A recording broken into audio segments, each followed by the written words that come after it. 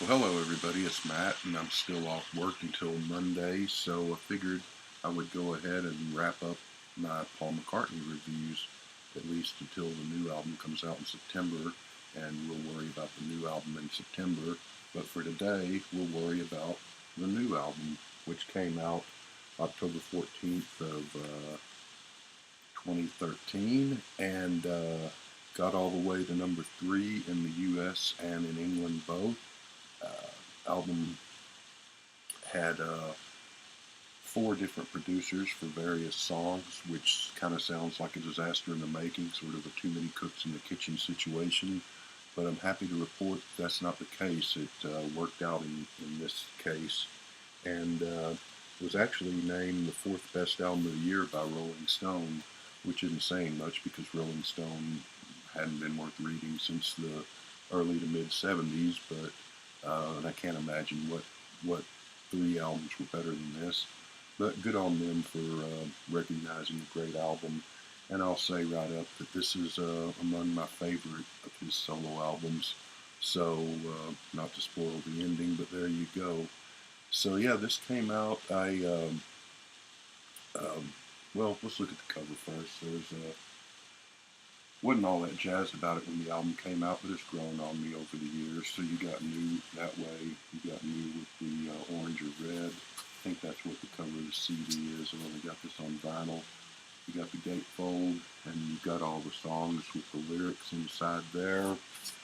You've got the inner sleeve, which has a whole bunch of different uh, pictures of the word new. And you've got the label, which looks the same on both sides. And you've got the download card, which I never downloaded. I'm not sure if it even works anymore, but maybe someday I'll see. And inside you've got this nice thick booklet that comes on it's a single album, and so on the other side of the gatefold you get this book and some really good pictures of Paul and the band in here. Interview with some band members, and just a bunch of pictures and some fun stuff to read there. So all cool stuff and neat to have. So yeah, when this came out, I was really not expecting much of anything. I don't know why, because his last few albums, his run of his last few albums, with the exception of Kisses on the Bottom, had been really top drawer. But for some reason, I had a feeling that this just was not going to be a great album. But and part of that was because one of the songs on here was Little Steven's Underground Garage Station's Song of the Week, which is a song that grew on me and I came to love. But on my first few listens of it, I was not blown away. So just based on that song, I was thinking, well, if that's indicative of the album, maybe it's not going to be so good. But I got the album and pretty much fell in love with it right away, I'm happy to say. So this is it got to number 3 in both countries, but I'm not sure how well known this is. It's, like I've said on all these videos of the latter day Paul albums, that the general public, I'm thinking, probably doesn't know most of these songs, and that's a shame because this is up there among his best albums. And so let's just get into it. Side 1 starts with the song Save Us. It gets the album off to a rousing start. It's kind of a really cool, almost James Bond themed spy music song in some ways with the guitars. Great way to start the ending. I love the yow ending that McCartney does at the very end of the song there. It gets a 10. So there we go. Second song, Alligator. A song called Alligator You Can't Go Wrong is a cool title for a song. Love the descending chords that play throughout the song here and there. Love the mid-tempo change that happens a couple of times in the song. Paul wants to give his alligator to someone. Sounds a little dirty to me, but there you go. Great song. I'm going to give that a 9.6.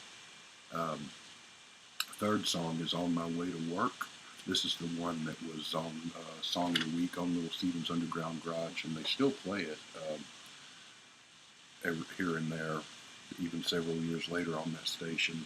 That's the one that it took me a little while to get into, and I heard that. By the time the album came out, I liked it, but he was playing it a couple of weeks before the album came out and playing it pretty often. But first few times I heard it, I was sort of lukewarm on it. But the more I listened to it, the more it grew on me. It's a really good kind of Ray Davies Slice of Life type song. It's almost like a little British kitchen sink movie in itself. He's thinking about the old days and talking about the old days, and he keeps several times in the song says, "I'm thinking of you," and I kind of wonder who he's thinking of. But for some reason, I think that he's thinking of his mom, but maybe he's thinking of John and George and the rest of the Beatles when they were kids. Kind of hard to tell. But anyway, I didn't like it at first, but it grew on me, and I give it a 9. So there you go. Now, this other song, the first time I heard it, I just fell in love with it instantly. Queenie Eye is, love the rhythm of the song, love the bass, love the vocals, love the tempo change midway through the song and how it fades back up into the regular part of the song as it had been going before that. The drums, love the football chant, yells in it. This is one of my favorite Paul solo songs. If I was to do top 10 or top 10 favorite Paul solo songs, this probably be in the top 5. So obviously it gets a 10. Early Days, which is another Paul's thinking back on his youth and old days with John before they were famous and just him being a kid. This song reminds me, sounds like a Pete Townsend song off of, say, the Who by Numbers period. Those songs like Blue, Red, and Gray, and I can't remember the other song on there. That's sort of the slower acoustic song on Who by Numbers, but sounds really Pete Townsend-ish in lyrics and in style.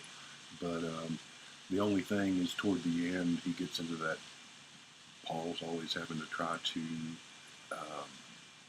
show everyone that he was just as talented as John thing that he can't seem to let go. So that's one minor flaw. But overall, great song. Early Days gets a 10 as well. So we go to the title song, New, which sounds like a classic McCartney song from the early mid-70s to me. I guess he's singing about Nancy because this album finds him in a good period of his life. You know, he'd just gotten married a couple of years before. He had gone through the whole Heather debacle and was pretty much out of that and found someone new that he appears to be happy with. And so it sounds like it was a good period of his life. This album also, for me, not that anybody cares, but this reminds me, because this came out a pretty happy period in my life. It reminds me of my mom and my little dog Otis, both of whom have passed away since. So I love this album, but it's kind of bittersweet when I hear it because it reminds me of those days for some reason. But enough of that. Great love song, dude. Not sure who's singing. There's guys singing backup, but it almost sounds like females singing the backup. I like the backup vocals on it. I like the do sort of Beach Boyish ending of the song. So New, the title track, gets a 10 from me, and that's the end of side 1. We flip the record over. We go to side 2. First song on side 2 is a song called Appreciate. It's sort of a be glad for what you have in life, and then if you're down and out, just keep the faith and fight to bounce back message. It's a kind of fuzzy song with buried vocals, sort of a strange, almost mix of techno and gospel song going on here. It's a kind of an oddball song, but it's a pretty good one. I give it a 9. The second song on side 2 is Everybody There, which is very Beatles sounding to me. I like the guitar. I like the message of, do something not just for yourself, do something to make a difference and help others out. It's very straightforward without being too, the children of the future type namby-pamby stuff. It's heartfelt. It's a good message. It's a good song. It gets a 9.9. It's almost a 10. It just doesn't quite make it, but it gets a 9.9. Third song on side 2 is Hosanna, which is a good, solid love song. Probably good song. I can't say anything bad about it, but this and one other song kind of vie for being my least favorite on the album. But Hosanna is good. It's a solid love song, like I said, and I'm going to give that one an 8. It's slows the album down a little bit, but it's not a bad song. And that's the other thing on this album, that he does a really good job. That the no silly lyrics here. There might be an instance or two, but overall, pretty straightforward. The songs make sense. The lyrics are heartfelt and seem actually, genuine instead of trying to put on an act type thing. There's no My Salamander stuff here. There's a really good ebb and flow to the album, the way he put it together, where you get the upbeat with the sort of mid-tempo and the ballad songs, and back to the upbeat, and it really flows well. But so Hosanna gets an 8. We go on to the fourth song on side 2, which is I Can Bet, which is a really catchy song. It sounds both like a Beatles song and both like a classic 70s, early 80s McCartney sound. He sort of blends that together perfectly. He keeps going on about he's going to do something to a girl. I'm not sure what he's wanting to do to that girl, but hope he succeeds with it. And it's a catchy song. It's great. It gets a 10.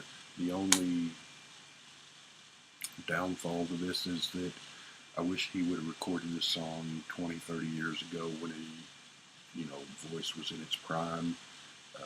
His vocals on this album there's signs where you can tell he's getting older and he's not the McCartney voice of the 60s and 70s anymore, even the 80s, but overall they're pretty good. And some of these songs might have been recorded earlier than this album came out, but they're pretty good. But this one would have been a great if he would have recorded this in the mid 70s or 60s, even when his voice was top flight. But it's still a 10. It's still a great song. Looking at Her is sort of a ballad, kind of a mid-tempo song. It's a good one. It gets a 9.8. Not sure who he's talking about. I'm thinking probably Nancy, but almost sounds like he's talking about a famous person or a movie star girl or something. But 9.8, solid, good song. The album finishes, kind of, sort of, with a song called Road, which, like Hosanna, probably those two would be my least favorite on the album. But Road is a solid album track. It's another mid-tempo number. Probably maybe should have ended the album a little more upbeat note, but it's a solid song. It gets an 8. It's just there's a lot of stuff on here better than that or Hosanna, but good song. Road gets an 8. A little dreary, but it's fine. And then we go into the secret hidden track, which is Scared, which is Paul on the piano, sounding very vulnerable. This almost sounds kind of like the mood he was in A Lot of Memory, Almost Full, and maybe would have worked better on that album than it does here. But it's good to see him being so straightforward and honest here. And Scared gets an 8.5. So, goes without saying, I guess, or maybe not, but overall I give this album a 10 out of 10. And let's turn to the bonus track, because like his last, however many, the 5, 10 albums or whatever, these things are chock full of bonus tracks and B-sides that weren't on the album, and leaves you scratching your head as to why they were hidden away on B-sides or bonus tracks that probably almost nobody heard outside of just hardcore Paul and Beatle fans. So there are, I think, about 6 bonus tracks off this album, but let's see, the first one is Turned Out, which is reminds me of a song, and I can't really, not like a straight copy, but it reminds me somewhat of another song. I can't think of what it is, but it's got kind of a George Slide sounding guitar in parts of it, so that's nice. It's a good upbeat song. It gets a 10. Should have been on the album probably instead of either Hosanna or The Road. Get Me Out of Here is a kind of a shuffling folk blues song. Sounds kind of like something that could have been on Led Zeppelin 3 album almost, but it's good. It's nice. It goes on a little too long, so I'm going to give that one a 7. Uh, Struggle is is just great. I love the opening of it. I'm not sure if it's a harmonium or an accordion that plays throughout the song, but it sounds would have been out of place on new. Struggle sounds like something that should have been on Electric Arguments, and maybe it's something that was recorded back then that he just had left over that he put out as a bonus track. I don't know that it's part of the new album recordings because it really doesn't sound like the rest of this stuff. Uh, I think it would have fit in on the White Album. I mean, I'm sure he didn't write it way back then, but Struggle gets it's I'm going to give it a 10. I really like it. I was going to say 9.9, but really I'm going to go ahead and give it a 10 because it's a cool song, and it's a weird song and a different song, and it's fun, and I like it. So then we go to another bonus track called Hell to Pay, which is just a really cool rocker, and this might be something left over because it sounds like he's singing about Heather. Obviously he's not singing about Nancy, but maybe he's not singing about anyway, but really cool rocker that gets a 10 on Hell to Pay. And then the excuse me, the final bonus track, and Paul's just insane sometimes with these tucking these things away on the B-sides and the bonus tracks, and sometimes you just want to bop them in the head and say, what the hell are you thinking? Because Demon's Dance, it is, I love the piano, I love the vocals. This is just, it's really cool. It gets a 10, it goes without saying. It sounds very early Wings. It kind of reminds me of things, doesn't sound like the song, but it reminds me of the spirit of things like Sea Moon, which I love. This is probably even better than Sea Moon. Demon's Dance should have been on the album, should have been a single. If you take all the Paul and Wings singles, the classic singles, the big hits, Demon's Dance is the equal of those. It's right up there with it, and it's a great song. Should have been on the album. Should have been a single and a #1 hit, but I mean, of course, in today's music territory, that wouldn't have happened. But it's one of his best songs, and it's just insane that it's tucked away where nobody ever heard it, or few people are ever going to hear it. But Demon's Dance, look that up on YouTube and give it a listen. It's a great piano and just kind of shouty vocal and just fun, upbeat, really cool song, and it's one of his best. There was a song that he recorded for this album called Secret Life of a Party Girl, which wasn't released on any bonus tracks, and I guess it's unreleased. I checked YouTube just to see if someone had stuck it on there, if it had been shoved out on bootlegs or whatever, but apparently not, or if it is, it's not on YouTube, at least, at any rate, I mean. And so, Secret Life of a Party Girl, we'll just have to wait and see if that one's any good or not. So like I said, one of his best albums, it gets a 10. And until the new album, Egypt Allen, or Egypt Station, or whatever the thing's called, comes out in September, that concludes the Paul McCartney reviews. And I will review Egypt Station when it comes out, probably, but so I'll be moving on to John or George or Ringo. Haven't decided yet, but I thought for fun, or fun for me, I don't know if it'd be fun for you, that I would go ahead and rank Paul McCartney albums in order of how much I like them, and that's what I did, and so I'm going to read the list to you now, whether you want to hear it or not. So, and I left off. I've got one live album, but I didn't include any of the other live albums. I left off all the compilation and greatest hits things. I left off the classical albums with one exception or two exceptions, and I left off the first two Fireman albums because I don't have them, and Twin Freaks and things like that. But anyway, basically I included the ones that I've reviewed. So without further ado, I've got 28 albums, and I'm going to list them from number 28 would be my least favorite up to number 1, which would be, of course, my most favorite.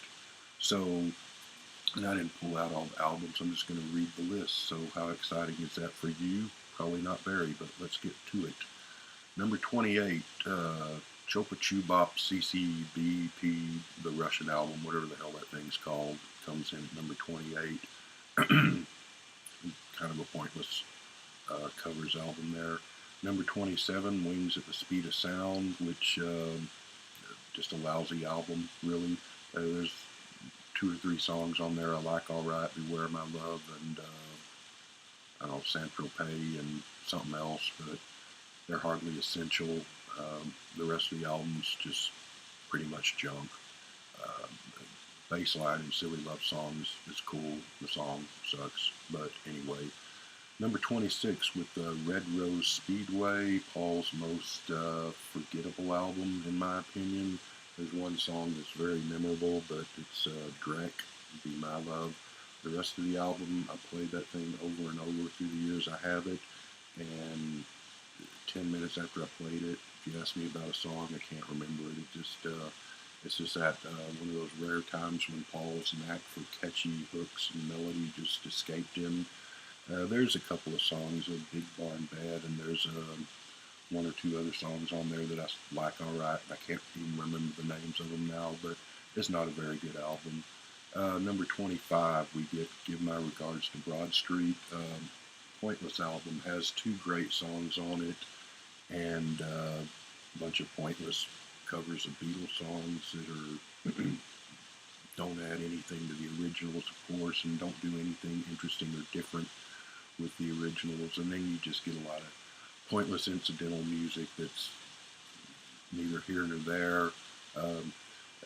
Much as I don't like My Love, I don't like My Love, but as much as I don't like Silly Love Songs, I think the version of Silly Love Songs on here is a little bit better than the one on Wings at the Speed of Sound, but it's still Silly Love Songs, and it's still not a very good song. So Give My Regards to Broad Street, outside of Bad Boy and No More Lonely Nights. Should have been a 45, I guess. Otherwise, it's kind of a pointless album. Number 24, Pipes of Peace, which when Say is the best song on your album, you know you're in trouble. Actually, the title song is probably my favorite on that album. And then Say is cheesy but okay.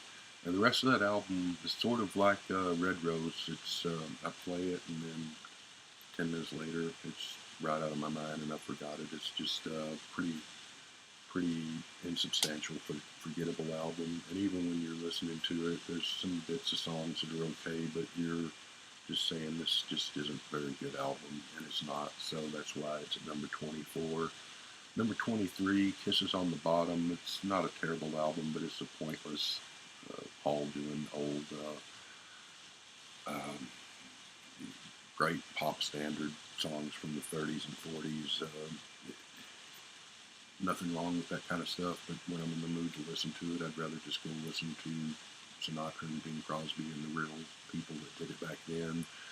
Paul doesn't really add much to these songs. And again, it's not an awful album, but it's pretty boring. Is Kisses on the Bottom. Number 22 is Ocean's Kingdom, which is the one of the 2 only of his classical albums that I'm including in here, because those are the only 2 I have, and I'm not familiar with working classical and the others. So Ocean's Kingdom is actually a pretty solid, pretty good album if you like classical music, and but I had to put it somewhere, so it goes here. And it's though it is good, it's not one that I go out and listen to very often. Number 21, Driving Rain, which is actually a better album than I thought it was going to be because I didn't wasn't really familiar with it until I picked it up because I knew I was doing these reviews in order. Um, it's it's not a great album, but it's not a terrible album, and probably not anything you need to go out of your way to listen to. But if you are a Paul McCartney fan and haven't listened to it, it's worth at least going to YouTube and giving it a listen. You might find some stuff you like. Number 19 is Press to Play, which is actually another one of those albums that I never bought back in the 80s and never bought till recently, but almost got a little bit of a soft spot for it. It's actually a little better, or somewhat better than I thought it was going to be. I don't know how often I'll pull it out and play it in the future, but I think I will occasionally. It's got its moments. Number 19 then would be Run Devil Run, Paul's other album of old rock and roll covers, which is much better than the Russian album. Um, not a not a major McCartney release, but it's enjoyable and pretty good. Number 18 is Wildlife, which one I didn't like way back when I was a little kid and got it back in the 70s, but it's grown on me over the years. Some of it's silly and goofy like Bip Bop, but it's also got some he never really made an album like that before or since, so it's got that going for it. I love the title track where he's just screaming his head off. I love Mumbo, and Tomorrow is a great song, and it's got its moments, so it's pretty solid. And from here on out, the albums are actually solid and good. You got to rank them in some order, so it's not like these are terrible albums, even though they're pretty far down the list. But I would say everything from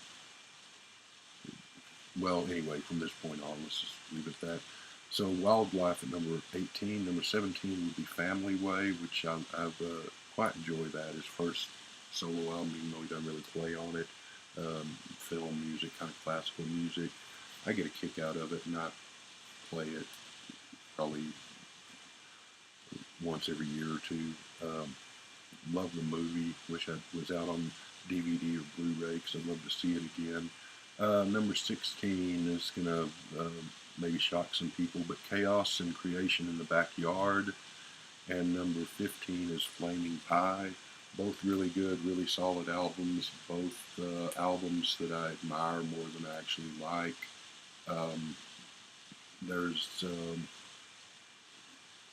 They're very good, but it comes down to, from a personal standpoint, there's maybe 3 or 4 songs on each of those albums that I really like, and the rest I could tip my hat to it and say that's really good music, but just doesn't do it for me. And they're not albums that I tend to listen to very often, even though I know they're big favorites of a lot of Paul and Beatle fans. But for me, they're good, but they just don't do much for me outside of a handful of songs on the 2 of them. So there they are. Number 14 is Wings Over America. It's the only live album I'm including. It's the best of his live albums, I think. I'm not a huge fan of live albums, but with a few exceptions, and this is one of them. This is a really good one. This sort of really encapsulates his whole 70s Paul and Wings era. I wish he would have had another day on it. I wish he would have had some more songs off of Ram on here, and I wish he would have had Wildlife on here. But can't really complain because it's a lot of great stuff on there, and just a great live album. Number 13 is Flowers in the Dirt. Well, the '89 sort of, I guess, comeback, as it was called, album, where he wrote some of the songs with Elvis Costello. It's a good, solid album, but it's got a few clunkers on it.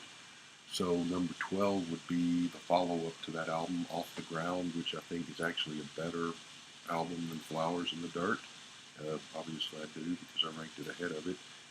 And got some really good stuff on there, and it's got a couple of leftover Paul and Elvis songs that are really good, and it's got some other stuff that's really good. Peace in the Neighborhood is a favorite of mine, and so yeah, where we Off the Ground. Number 11, Band on the Run, good solid album that I like. A little too slick, I think, but really good too. I love it, but I also kind of think it's a little too commercial, a little too slick. But can't fault it. It's full of great songs. So it comes in at number 11. Number 10 is London Town, which one I've always liked. Number 9 is Electric Arguments, which is just a great album. It's kind of like Paul's White Album in my view. Number 8 is McCartney, the first album where he's holding the baby in his coat, which is one that when I was younger, I kind of had mixed feelings about that. I didn't dislike it, but I kind of considered it an album of just kind of half-baked snippets of songs that he should have spent more time on. But over the years, it's grown on me. I like the sort of thrown together kitchen sink approach, and it's got its charms, and it's fun, good album. Um, Oddly enough, maybe I'm Amazed might be my least favorite song on that album, but go figure. Number 7 is Venus and Mars, which is just a great one.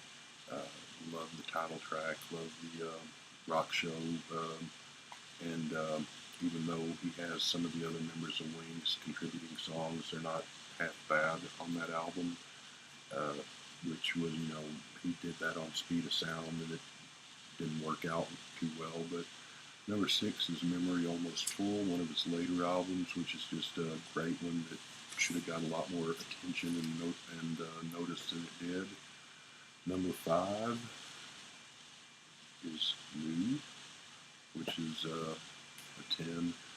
Number 4, Tug of War. Number 3, McCartney 2. Number 2 is Back to the Egg, and of course,